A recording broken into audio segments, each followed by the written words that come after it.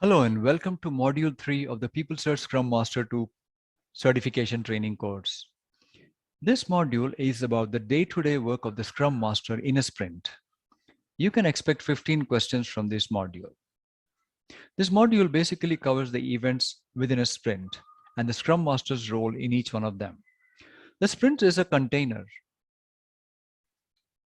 So we begin understanding how to prepare for a sprint and the sprint basic rules. Then we follow that with sprint planning, which is the first event. The sprint execution as such is not an event, but there's a daily scrum during the execution. At the end of the sprint, we have the sprint review and then sprint retrospective. Note that the daily scrum is a formal event in Scrum. Therefore, we have within the sprint container, we have the sprint planning as one event, the daily scrum as another event during execution, the sprint review and retrospectives towards the end of the sprint as two other events.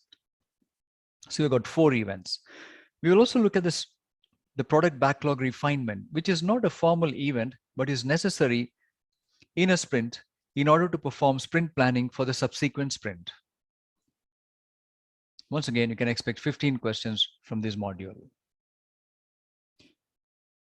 So we have 6 sections in this module 3, and we begin with the first section, preparing for the sprint. And that is the product backlog refinement. Note that the product backlog is owned by the product owner. And therefore, it is the responsibility of the product owner to make sure that the product backlog is ready at the start of every sprint planning meeting. And that's what we see here. The first point is refined items are deemed ready for selection in a sprint planning session. If you look at the picture at the right, at the start of the picture at the top, we got the product backlog, which include the product backlog items on the PBIs and the product goal. And then we have the sprint planning, the blue circle. Just before that, we've got the product backlog refinement meeting. There may be one or more such meetings within a single sprint. And each one could last about an hour. If the meetings are taking too much time, it means that the backlog refinement meeting is not so focused. Then we see here that after the sprint planning meeting, there is the sprint execution, the light blue colored circle. And as part of that, we got the daily scrum for inspecting and adapting. Then it is followed by the sprint review towards the end of the sprint to review the product,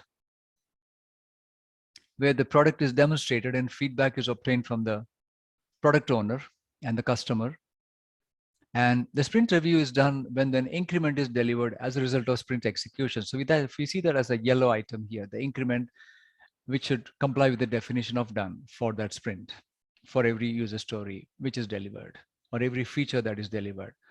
After the sprint review, there is the sprint retrospective at the end of the sprint, which is inspecting the process or the practice rather than the product. And afterwards, and around that time, the product backlog may be refined again. And then it continues the next cycle of the planning for the next sprint, which uses information from the refined product backlog to do the sprint planning.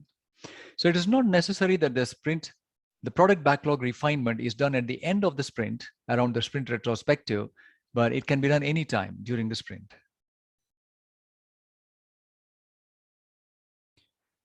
The backlog refinement, even though it is owned by the product owner, the Scrum Master can facilitate this event. It involves the developers as well. It is an ongoing activity to add details to backlog items such as a description, order, and size. Developers are responsible for the sizing. Typical guidance is no more than 10% of the developer's capacity is spent on refinement, but you won't see this anymore in the latest Scrum guide, the 2020 November, that is.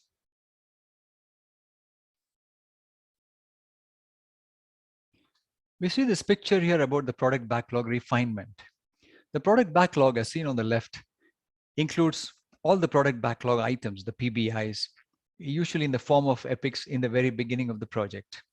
And some of them might be more refined user stories. The product backlog should also include the product goal. And before hitting the first sprint, or before performing the first sprint planning, there has to be a product backlog refinement, which means some of the epics are broken down into or refined into more granular user stories. Imagine if those epics were not refined further into user stories, then the sprint planning for the subsequent sprint would take a much longer time. Therefore, the duration of a sprint planning meeting indicates how good the refinement was done in the previous sprint or at the beginning of the project, where some basic refinement is essential. So this is where we have the refined product backlog, and that becomes an input to the sprint planning, which results in the creation of a prioritized sprint backlog. So this refinement is ongoing. So the first refinement meeting can happen somewhere during the middle of a 2-week sprint, let's say, or a middle of a 1-week sprint. And there could be another refinement meeting somewhere towards the end of the sprint, just before the sprint retrospective or when the lessons are being discussed for the Scrum practices.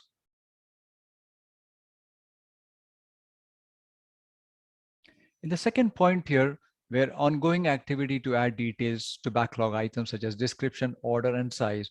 Order means the ranking, which means at the top of the product backlog, there must be items which are higher priority, and those higher priority items must be more refined than the ones at the towards the bottom of the product backlog.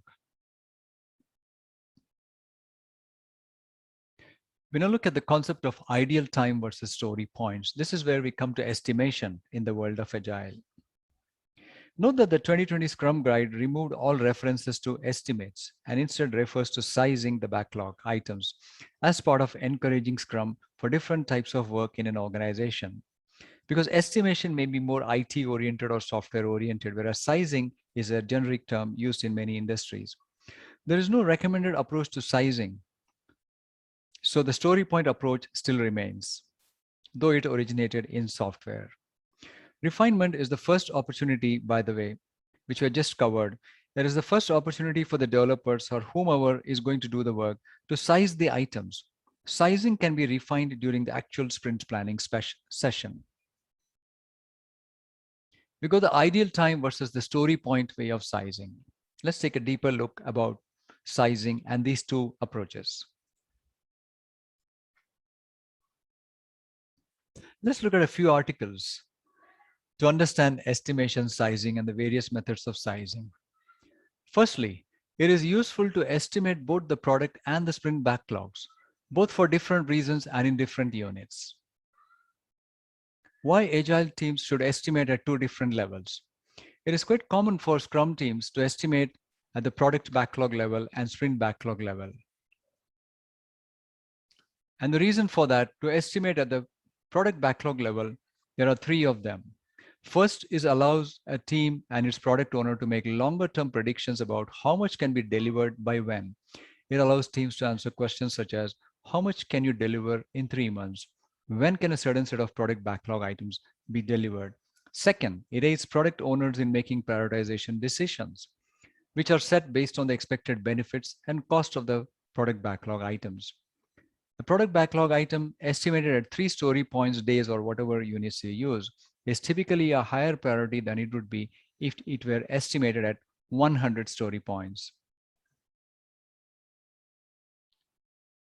The third reason to estimate items on the product backlog is that team members become more knowledgeable about the item by thinking about it enough to estimate it.